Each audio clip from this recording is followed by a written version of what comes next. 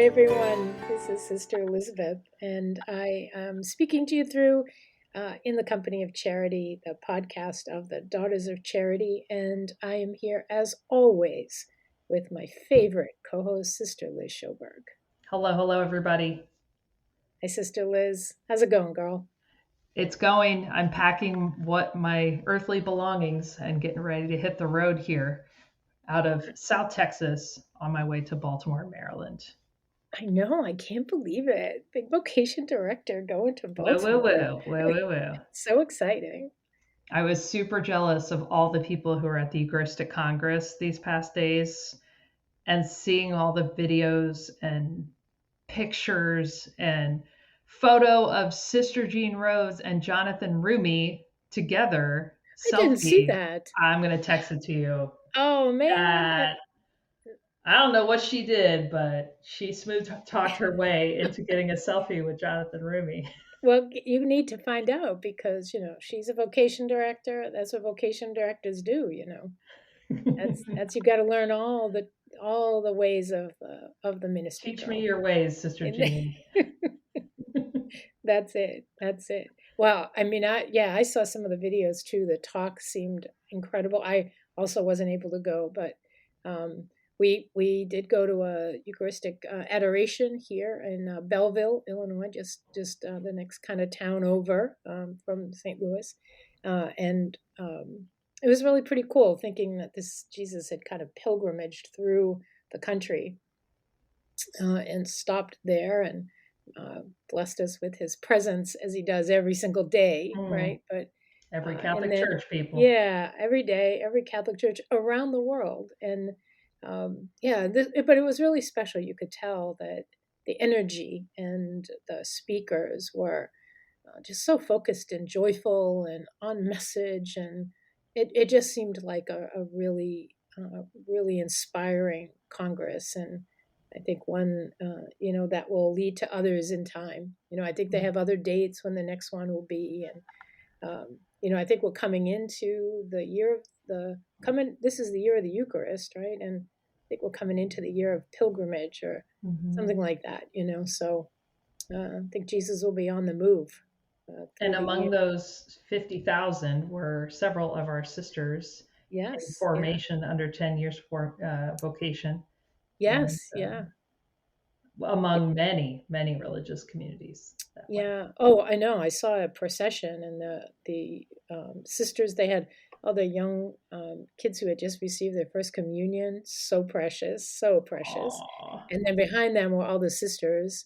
It was like a horde, like a gang. They were just filing past, Gaggle, filing a past. Yeah, gaggle of sisters. and you just realize. I mean, it was just such a witness, amazing, amazing group of people, and yeah, our sisters were there, and I'll get a chance. I'm heading out to California actually in a couple of days from this time, and be able to get a chance, hopefully, to talk to Sister Rocio and Sister Jessica, who were there, and get their take on what it was like. I know it was inspiring for them.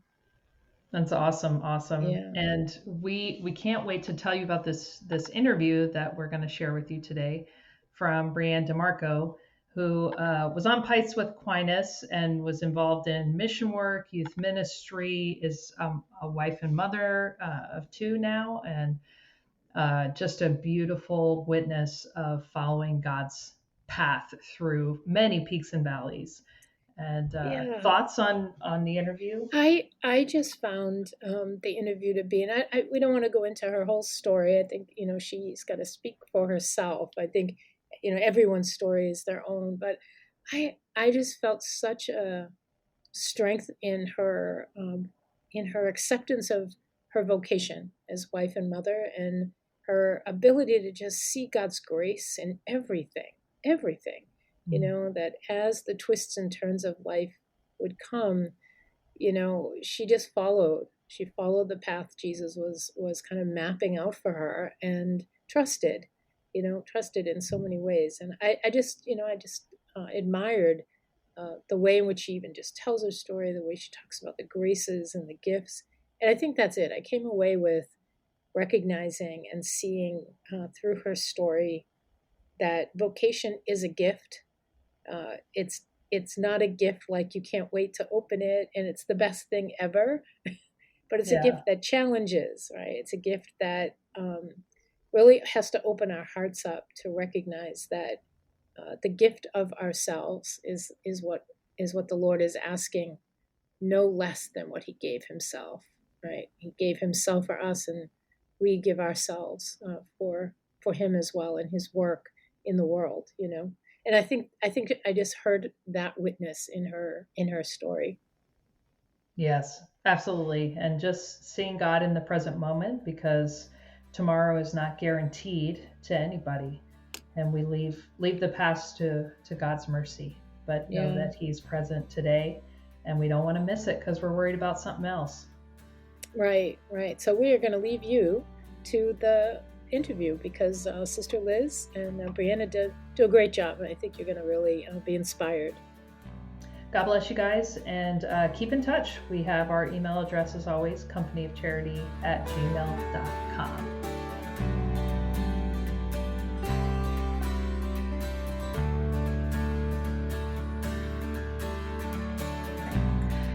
Well, welcome back, everybody, to the podcast. This is Sister Liz, and I'm honored to have this guest on today, Breanne DeMarco. Thank you so much for joining us. It's so great to be here. It's one of those things that when I got the email, I was very excited and definitely shifted some things in the calendar to make it work. So for anyone who doesn't know who you are, maybe like, where are you right now? What are you up to? What are you excited about in these days? Okay, wow. I am currently in the Houston, Texas area, and I have a 2.5-year-old, a 1.5-year-old, and I'm currently pregnant with baby number 3, and I'm due in August. So we are in it. We are embracing this vocation fully, and the Lord has done so much to that. So I have had a lot of experience in ministry, but definitely in the past few years I've had to shift kind of what that looks like now that I'm a mother, now that I have a primary vocation to my husband, my children. And so that's been a beautiful process that the Lord has really revealed a lot to me in. But yeah, so I'm busy. I stay at home mom, but still busy all the time.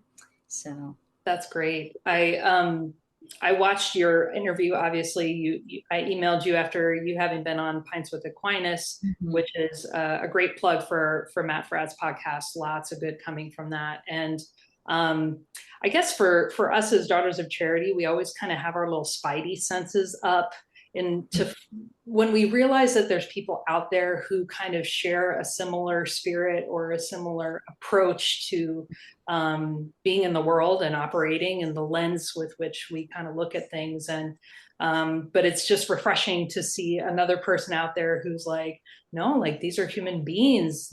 Folks out there who are struggling, and we have to not only see Christ in them, but they impact us in a way. And specifically, I'd be interested for you to start off by talking about a little bit of this idea about being a wounded healer in a way. Like, Mhm.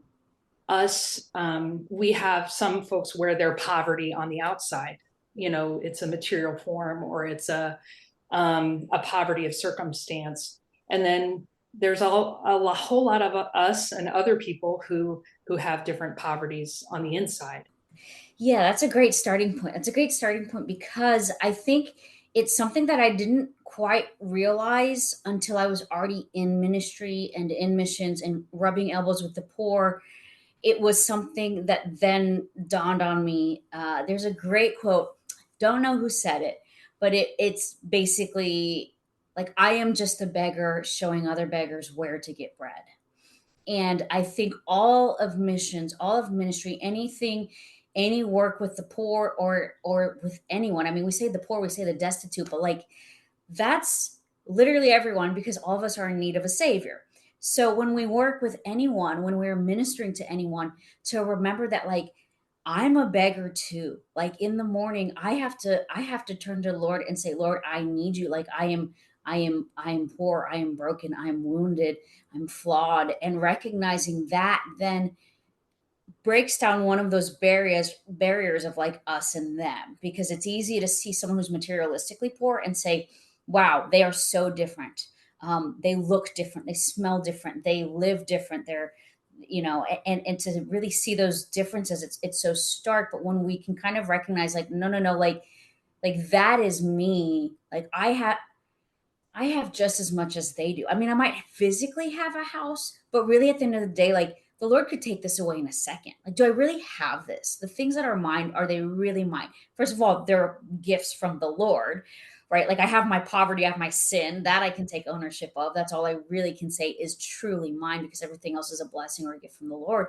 But even those blessings, my children, my spouse, tomorrow, they could be dead. I could be dead. And to recognize that, like, yeah, like I don't actually own as much as I think I do. And if I am running to the Lord in my poverty, then it shouldn't be this crazy thing for me to go to other people and say, hey, let's run to the Lord in our poverty together, and to recognize that. And I think that that's a big shift that had to happen for me when I was in missions, because I showed up, I was young. I got called into foreign mission work when I was like 18 and a half or something like that. But like, I show up and I'm like, yeah, like I'm here to help these people. Like the Mm. Lord called me to teach them about himself or the Bible or catechism or whatever. And oh, he humbled me real quick, because it didn't take long before he was teaching things to me through them. And I realized very quickly that like they had more to offer me than I had to offer them, or at least from my perspective, right? Like ultimately, I'm sure the Lord was using me to help them, and that sort of thing. Um, but yeah, to recognize too that sometimes the Lord, when He calls us to go talk to someone, let's say we suddenly feel it in our heart, right? The Holy Spirit's prompting us, nudging us to go talk to this person, and we finally like submit to that. We are obedient to that. We go. Sometimes that interaction is because we're supposed to help that person, but sometimes like no, the Lord is trying to help us. He's trying to minister to us and heal us and come to us in our poverty, and He's actually going to use them, even though I'm the one kind of getting that prompting to initiate that.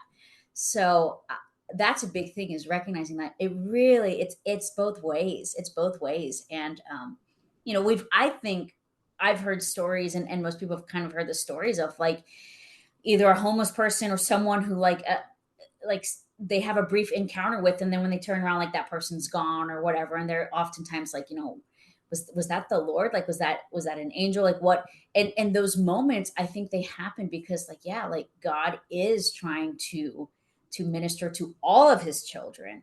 And so it's kind of a team effort, actually. Like we are working in conjunction with them. And then that's another thing that breaks down that barrier, that wall, because now I'm like, whoa, whoa, whoa, like we're ministering to each other. That means we're on the same team, and even if it's in a more subtle way, I really think Christ can use anyone because He dwells in anyone. So maybe they're not even aware that they're bringing the gospel to me, but they do in some way. You mentioned that God called you, and Mm. one of the things we try to do with the podcast is to help young people, young adults who are in the stage of what am I going to do with my life? How am I going to?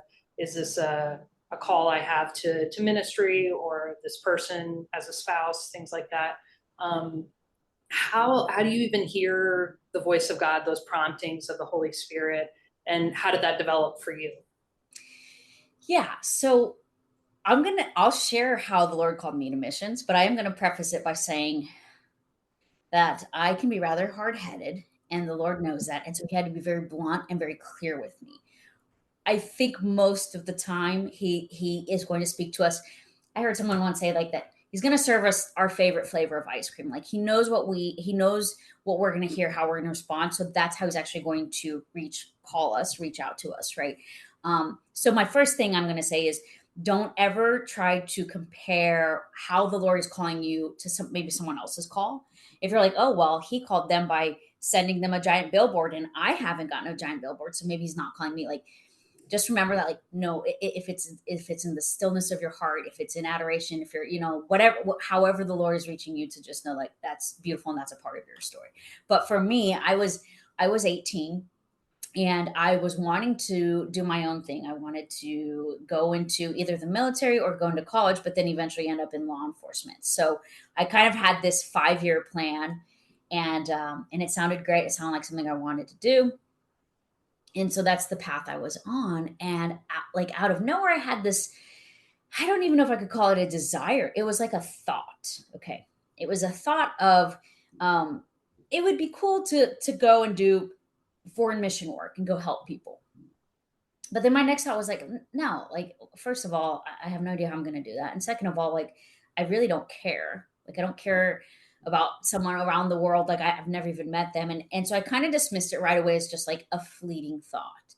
But what I noticed was this fleeting thought would come back from time to time. And I would find myself thinking about it again and again, always kind of dismissing it right away or trying to like, no, no, no, like that's, I have my plan and this is going to work great. And this is what I want to do.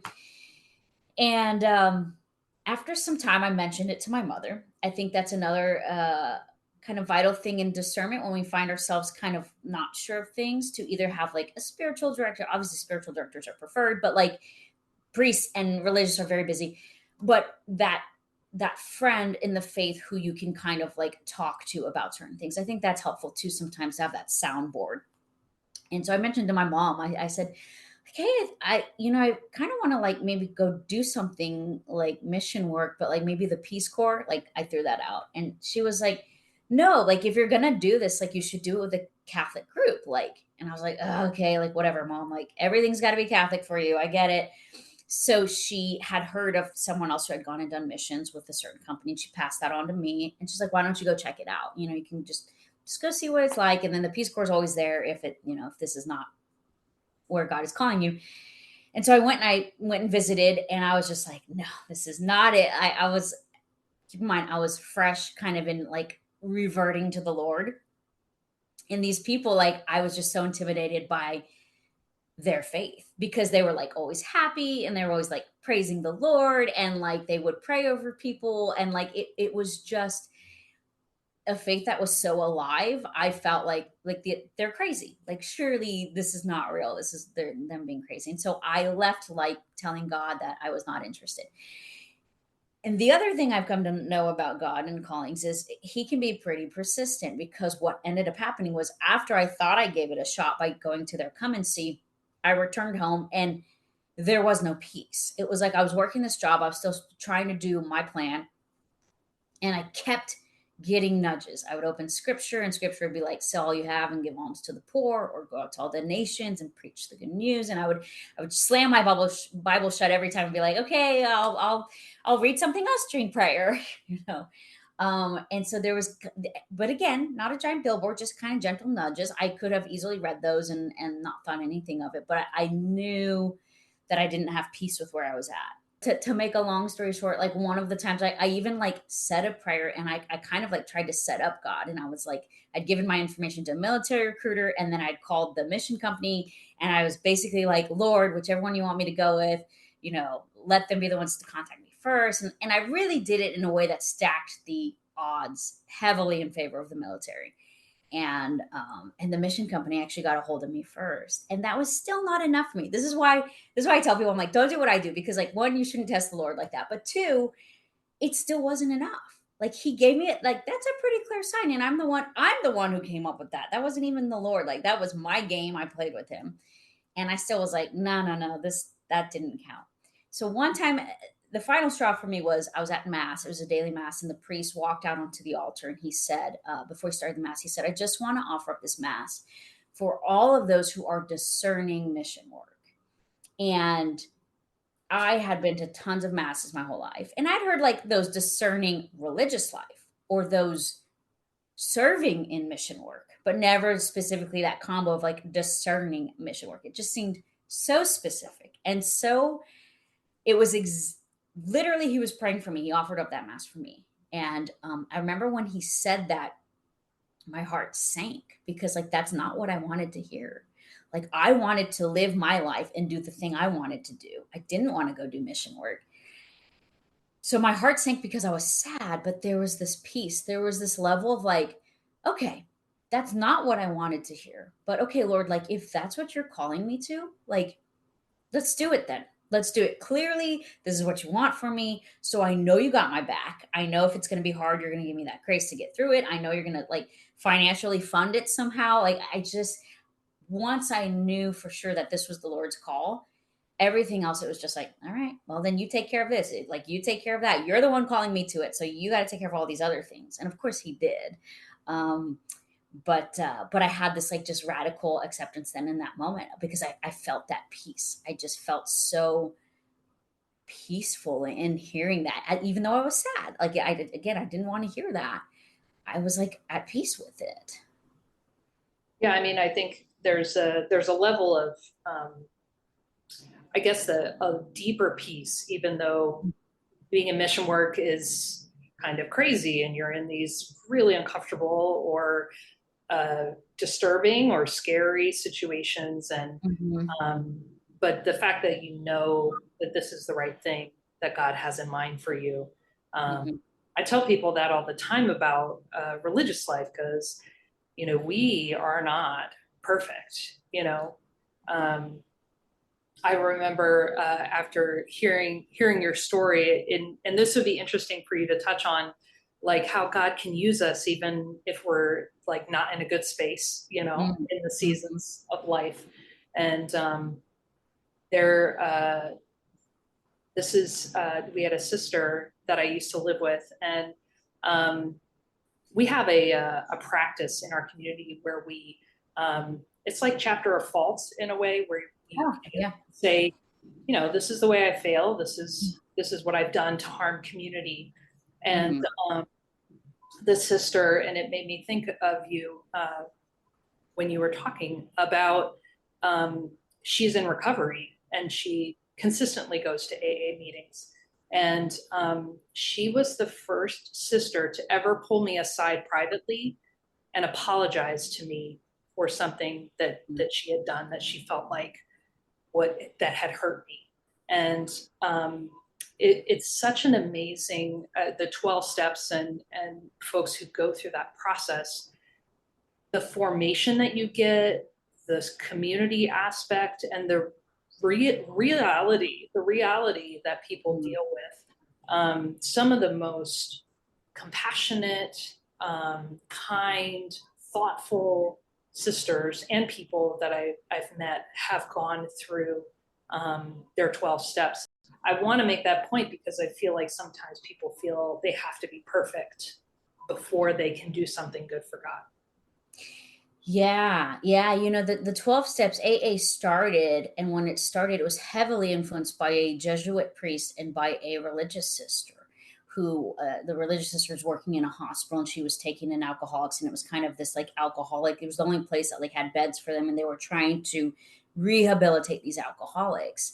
And what they learned quickly on with alcoholics or with any addiction, um, and I think most people can relate to this. Anyone who has ever struggled with any habitual sin, even if it's gossiping. Okay, let's just, because sometimes you can hear like, oh well, they struggled with heroin. Like I've never done that, but okay, pick any habitual sin, right?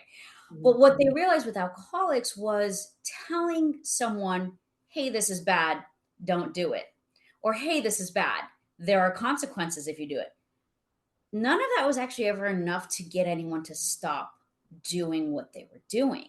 The steps came about because what they realized was the only way they could like rehabilitate alcoholics or get them to stay sober and not drink was kind of it was a twofold thing. It was one, the person had to have a spiritual experience. They had to have a spiritual experience, and that's what they call it. But really, it's in the early days of AA, they were more blunt with it. Like the person had to find God. They had to have an encounter with God. They had to surrender to God. They had to acknowledge that there was a God and that it wasn't them, and then they had to turn their lives over to God.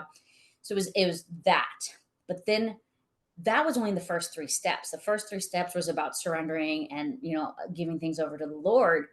And then all the other steps after that was about making things right or being of service to others, or making amends or doing an inventory and finding out like, okay, what are the ways that I've messed up, the ways that I've like really hurt people, and how can I make that right? How can I restore these friendships? Uh, how can I also carry this message to people who are still struggling? Because it's also not enough to like get sober and clean and be like, cool, I did it. And then to keep to yourself. It really is like, no, like there are still people who are drinking themselves to death. Or again, pick any sin. People's souls, remember, are dying over these sins. And like, so like anything then comes back to like, now I have to help people. Now I have to help me. I have to, because the Lord has given me this beautiful thing, and it's truly not mine. It is truly a gift. And so they found that the service element was a big component, but it's hard work, and it's easy to say, well, I'll just do some of these steps but not all of them, or like I'll take an inventory but I'm not going to make amends, I'm not going to apologize to people, because like, and those people who find themselves like kind of picking and choosing out the steps tend to relapse. So there really is something about the program, the way that it's written, that like is very effective, and it's the only thing that I'm aware of. And I've been to prisons, I've spoken at all sorts of conferences and that sort of thing. And even since doing the Pints with Aquinas interview, I've gotten a ton of emails, and I have never heard of anyone who has long lasting recovery that didn't go through the steps and just like somehow did it on their own. For us in recovery, to be truly recovered is not just to not drink. Like I said, people can do that. People go to prison and they cannot drink for a little while and then come out and go right back to it. So that's not the definition of recovery for us. It is more of like finding a new way of life and a new freedom in Christ or in God. I mean, again, it's not as explicit as it once was. Now it kind of uses more generic terms like higher power, like that sort of thing. But again, the everything is still the same. Nothing has really changed. So that's a big component of it too. And yeah, to recognize that like it is a journey, like just like us alcoholics in recovery are on a journey, like every person on this planet is trying to get better at these things. And so we should all be, I really think the steps are for everyone. And I mean, there's a program out there for everyone too. People just think it's for like drugs and alcohol, but there's like Emotions Anonymous, like people who struggle with anxiety and depression. There's Overeaters Anonymous, people who struggle with food, or adult children of alcoholics. If anyone has had an alcoholic parent, or Codependence Anonymous, if you've ever been in a relationship that was like really toxic, you can work the steps over it, and you can find your place in this new like a new path of recovering and of doing these practicing these principles in all your affairs. And it really is a beautiful thing to see that. I'd be interested in your take on, as a Catholic, we have the sacraments, right? And so there may be a certain set of people that say, like, what do you need all that other stuff for? Like, I'm a therapist myself. Like, I went through school as a social worker and went through the clinical track and everything and got my license. And so I personally see a value in having those kinds of external helps that maybe are overtly religious in some cases and maybe not. What's your take on that to somebody who's like, well, just go to confession, or just you have the Eucharist, so that's like the best thing on earth. What do you need? I agree 100% that like the sacraments are so vital to a life where we are growing in the Lord. Okay, like any spiritual life where you're going to be growing, like sacraments are so rich, and we should absolutely be partaking in them as much as we can. And I don't want to discredit, I do know a couple of stories, not a lot, but a few, where someone went to confession or went to adoration and had a compulsive behavior or a habitual sin like lifted from them. Okay, that is possible. So again, don't want to discredit that. But I think for the vast majority, for 99% of the emails I get or the people I talk to, it's kind of like we have to hit, it's like a 1-2 punch. Like it's a combo, like the sacraments and therapy, the sacraments and recovery, the sacraments and my support group, the sacraments and eating right and going to bed at a decent time and getting exercise and all these things that can really, because here's the thing, when I look at the Gospels, Christ was very, when he would minister to people, there really was this, he would recognize their material need, but also their spiritual need. And he would recognize that they were like body and soul.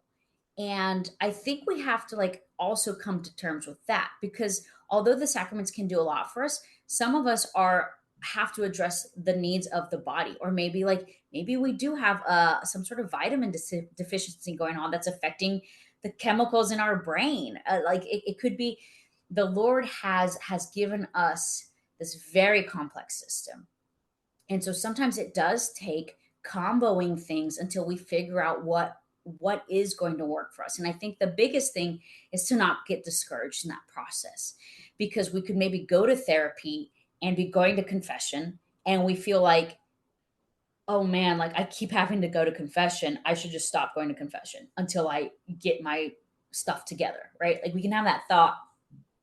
Or, I won't go to mass until I get my life together, until I figure out these other things. But I would say, like, no, no, no, like you have to keep running to the Lord in your brokenness, in your shame, in your woundedness, in the sloppy, because oftentimes when we when we are trying to address these things, it usually gets worse before it gets better. And Mm. that's just the reality. It's like you were living your whole life coping, and like a coping, like for example, having panic attacks, right? That's not a good coping mechanism, but it is a form of coping with an overwhelming situation, right?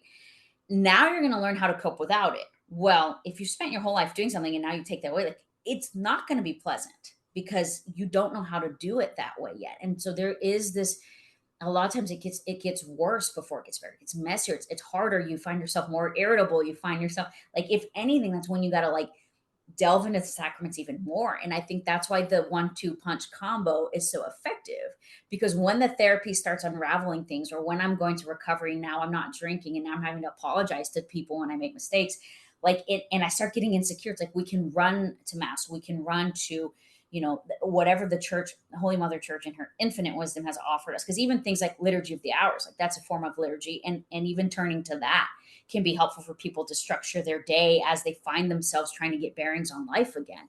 So I really think it's like it's both. And so I just want to encourage people to like, yes, God can heal you through just the sacraments. He can, but he can also do it in other ways as well. And to just, my question is not, well, what is the way that everyone gets healed, or what is the best way? My question is like, how is the Lord calling me to my healing, to my journey, and what does that look like for me? And for me, for some people it might be medication, for others it might not, and to just, instead of seeing those differences, to just be like, no, no, no, we're all trying to get through this, and it's going to look different. I in some of my spiritual reading, I came across a statement which I thought was really helpful about growing in holiness, and that basically there's like two paths, and one is great love, and the other is great suffering. And I think that's not a fun message, I guess you could say, for the culture that we're in, because it's like having had your experiences, you could sit back and say, like, why me? Why did I have to go through all this stuff?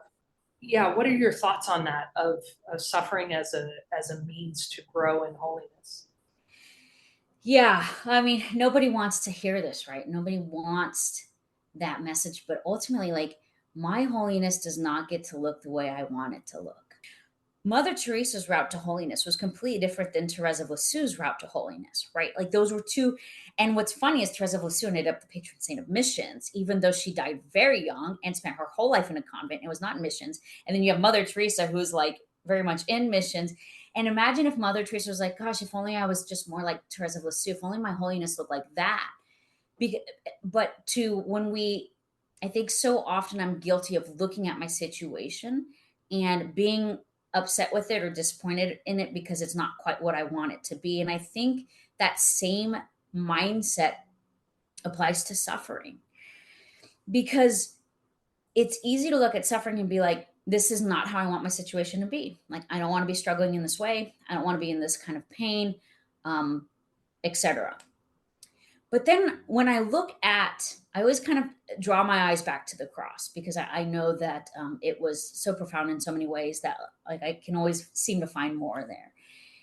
And when I look at that, it's like, man, imagine like Mother Mary who stood at the foot of the cross, right? Like imagine if she tapped out, if she said, Lord, look, I gave you everything. I brought him into this world. I raised him. Like, I've already done so much. Like, I'm drawing the line right here. Like, this is too much. Like, to watch my son suffer like this, to watch him carry his cross, to watch him fall, and then to watch him be crucified. Like, if she had looked at her suffering and said, this is actually not what I had in mind when I signed up for all this. And if she had walked away, like, the world would be like what a devastating blow that would have been for the world. But instead, we can turn to Our Lady. I mean, and Christ could have done the same thing. He could have said, like, look, I've done all these other things. I ministered and I serve these people, but this is too much. And so if anyone, I think if anyone had the right to be like, yeah, you know what, this is a bit much, like, it's them. And even then they chose to, like, no, like, Lord, this is your call. This is the path for my holiness. Not that they needed it, but like, this is your will.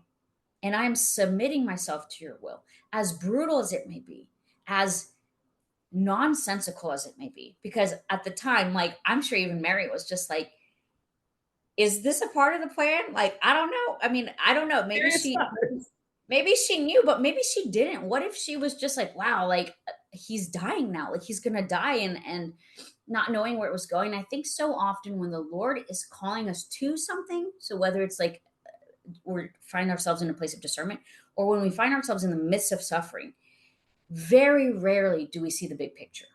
Very rarely. It's almost always like just a tiny little glimpse of, like, this is what is right in front of you, or this is in the here and now. Like, you're suffering, or you're praying with this call. And now when I look back on my suffering, I see a lot more than I saw at the time. When I look back at in all the ways that I struggled through various addictions, through traumas, through abuse, through a lot of sinful behaviors and the fallout from all of that. Now I can look back and I can be like, wow, like, the Lord did so much in that situation. Or like, wow, now I'm able to help so many people. And I can see it now, but at the time I couldn't. And I think that's one thing that, like, nobody wants to hear, that suffering may be the route to holiness.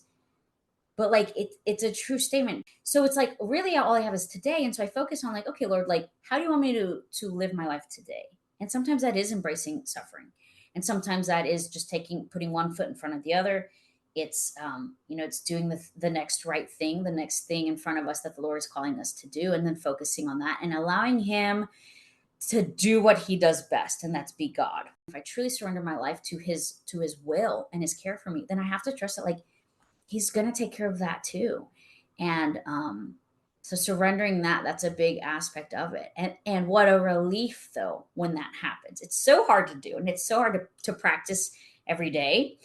But what a relief when I finally hand everything over to God, and I allow him to be God, and allow me to be me. And my job is to be obedient to him and to serve those around me. And it's pretty that it's like, okay, that I can do. Like, can I figure out the world's problems? No. Can I figure out how I'm going to solve my suffering? No. Can I figure out my vocation in an instant? No. But I can love the Lord and love others. And so that's what I'm going to focus on. And then he is going to steer the ship and get me on my my little path to holiness. There's a Thomas Merton quote that I love, and it says something like, "Where I am on the path of holiness is none of my business." Mm-hmm. And so it kind of takes the anxiety off the table, of the worry off the table, of, like, how am I doing compared to this person or that person, and I'm not where I want to be, and all of that. And same thing. I heard a podcast about the interior castle, and it's like, well, what room are you in? Well, that doesn't that doesn't matter. Yeah, when I read that, I found myself being like, okay, am I in this one or like this one? And like trying to like right away, and the Lord was like, what are you doing? Like, stop, just stop. Because right away, I think this is why social media is such an addictive thing and such a destructive thing, is because I really think that the devil can leverage comparison in a way that that is just toxic, that has us all like obsessed with other people's lives, immediately comparing it to ours. And both, it goes both ways. Either we think they're better than us, or we think we're better than them. depending on like what they're doing and how they're living and that sort of thing. And it really is, I mean, comparison is a thief of joy. It's like it really robs us of who God is ultimately calling me to be. Like my life looks very different than a lot of people. And that's okay, because ultimately, like, I'm not concerned with, well, how am I doing compared to others? Or, well, God called this person in this way, but now he's calling me like this. So maybe, maybe I'm not doing it right, or what. Like, we can get so insecure in that place of comparison, and to let that go and to just say, Lord, like, how do you see me? Like, you be my guide, and to not get in that place of judgment, because it really is none of our business. Like, let's all run to the Lord, right? But if I'm too busy staring at how you're running to the Lord, or how she's running to the Lord, or how that group of people, oh, well, that religious community is running to the Lord in this way, then I'm not looking at my feet in front of me. And that's where my business is. Like, that's where the Lord is going to get me on this path, is making sure that, like, I'm taking the steps I need to be taking. Virtually at least everything I can think of that society encourages, or kind of tells us that, like, no, this is what success is, or whatever, however you want to say that it's set up. But like, almost everything is about, like, you doing things for you. Almost everything. I mean, whether it's like pursue the degree that you want, or work hard to get the things that you want. Like, oh, do you want to be successful? Do you want a big house? Like, do you want the nice car? Like, do these things. I think everything just comes down to society does not see the gift of ourselves as a gift. And it's so unfortunate, because we have so much to offer. Like, what I have to offer the world is Christ. Okay. And it's so humbling to hear, like, even me saying that out loud. I'm like, wait, but how could I offer the world Christ? Like, I'm so broken, and I'm so, like, but to really get to that place of humility and be like, no, no, no, like, that's what I have to offer the world. If I let go of everything I desire, all those little bits of me, of self, of ego, if all those things can die off, the only thing that's going to be left is Christ. And that's what I can bring to the world. And that is not only enough to change the world, but it's enough to save the world. So, like, I have everything I need. I have everything that this world needs to not only be changed, but to be saved, but to encounter love itself. And that's why we make ourselves a gift. Yes, service feels great. And yes, service helps us. So if I go to the soup kitchen and I'm doing it because I want to do good, like, okay, great. But even at the end of the day, if I say, well, I'm doing this because I want to do good, or I want to feel better about myself, or I want to spend my free time this way, that's still technically a statement rooted in myself. So to allow ourselves to, like, recognize that, and it's fine if that's where you start. Like, I'm not saying not to do that, or not to go to soup kitchens because that's your motive. God can purify that eventually, right? But so you continue going, and then before long you realize that you're ministering to people now, not so much because it's making you feel good, but because, like, it's like what the Lord has asked of you, and you are giving away Christ himself. And that in that, like, that is the gift right there. And that's what we have to offer. But because society doesn't want to acknowledge that, it would rather tell us, like, you don't have anything to offer the world. Like, just get what you desire, live your dreams, or whatever they want to say, like, do what you want to do, and then just, find happiness along the way. And what a tragedy that we have all been, like, duped in that way, to think like, oh, okay, well, this is what. Because even when I told people I was going to go do mission work, I had good Catholics even be like, well, what, I thought you were going to go to college. Like, what about your education? Like, good Catholics were even, like, a little concerned about, like, the trajectory of my life if I were to go and do this thing that had no material benefit. Like, I wasn't going to get a degree out of it. I wasn't going to get some sort of, like, medal of honor, or some sort of, like, certificate that said, like, oh, look at me, I accomplished something.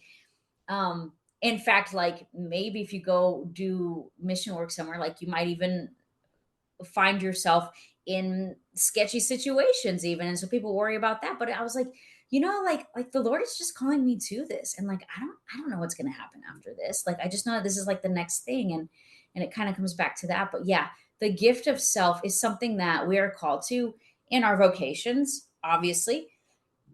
But for those who aren't in their vocation yet, like you're still called to that too.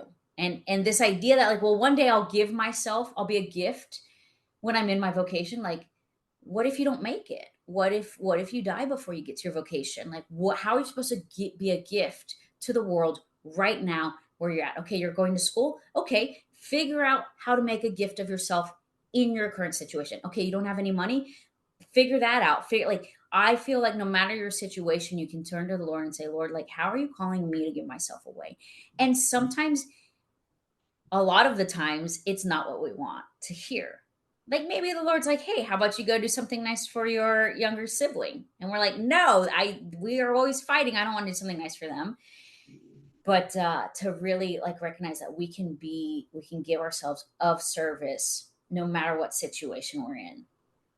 One of our mother generals from back around Vatican II had a pretty strong statement, which has haunted me in a way, but it has inspired me in so many other ways. She said, the fate of the community lies on the faithfulness or unfaithfulness of each of the individual sisters. And that has been very powerful, because it's almost like, oh, wait, like everything matters now. Everything matters now. No pressure, but you know, it's that in tandem with the Spirit of God, the Spirit of Him who raised Jesus from the dead lives in you. It's not about me necessarily. It's about my cooperation with what God is trying to do. And it does have eternal consequences, not just for us as individuals, but for other people too. And I think that maybe is part of purgatory, where we learn the extent of the good and maybe the extent of the bad, and see it together as misery and mercy together. How God wants to use us, and of course we're going to fail. That's just going to happen. But how many lives that we have the potential to touch, so long as we're faithful in the everyday. And I think that's an important thing that you mentioned, that it's the day-to-day grind, and maybe we'll do something heroic eventually, or at some point, or maybe a couple points in our lives, but really it's the day-to-day faithfulness in the little things that God is asking of us. Right. And I feel like if I focus on the long-term plan, or when I try to focus on the big picture, it's overwhelming. Like if you're looking at the big picture, it really can overwhelm and discourage us, because it's like, oh, how am I going to solve the world's poverty? Like, how am I going to help everyone? How am I going to heal every wound? And again, it's like, no. Like if we focus on the daily call of our lives. So what is God calling me to today? How is God calling me to live today? Then I'm not overwhelmed. And I think like Mother Teresa had to have handled it that way, because she was in watching people, like people were dying in her arms day after day after day. And if she looked at it like, oh, well, here's the next month in front of me, this many people are going to die in my arms, these many people are going to starve to death, like these many, that would have been overwhelming. But if she says like, Lord, like, how do you want me to love today? Oh, you want me to love by giving everything I have, by pouring out, by pouring out every bit of who I am to these people, and to show them their dignity, and to bring them your love. Like, oh, okay, like I can do that today. And to commit to those daily commitments, or those daily calls that the Lord has. And sometimes it changes. Like, I mean, even in a convent, as you're aware, like where you have a lot of structure and things are rather planned out and coordinated, still stuff comes up, and suddenly you're like, okay, well, we thought we were going to do it this way today, but someone knocked on our door, they need this, or we were told by our superior that we got to do this instead. Like, change of plans, and to just still allow the Lord. And I think a lot of times that is actually the holier route. We think I was guilty of this many times, of being like, no, like I was supposed to go to adoration today, and now my kids need me, and I was supposed to go to adoration, like. But a lot of times the Lord's like, okay, but now I'm calling you to this. Like, are you going to submit to that? Because it's nice you wanted to go to adoration, and that's good, but actually the harder thing is going to be like, well, what does God want me to do? And then allowing that to be my holy hour. Because again, it doesn't look how I want it to look. Right? Like changing poopy diapers is not how I want my holy hour to look. But if the Lord is like, hey, this is what I need you to do, then I've got to be willing to do the next right thing that he's calling me to. That's right in front of me. And if I focus on him, it's not overwhelming. It's not, I don't have to worry about, I think sometimes, especially when we get into ministry with other people, there's this anxiety of like, well, what am I going to say to them? How am I going to help them? How am I going to help this situation that is very obviously hopeless, right? To anyone who's looking at it is like, this is a hopeless situation.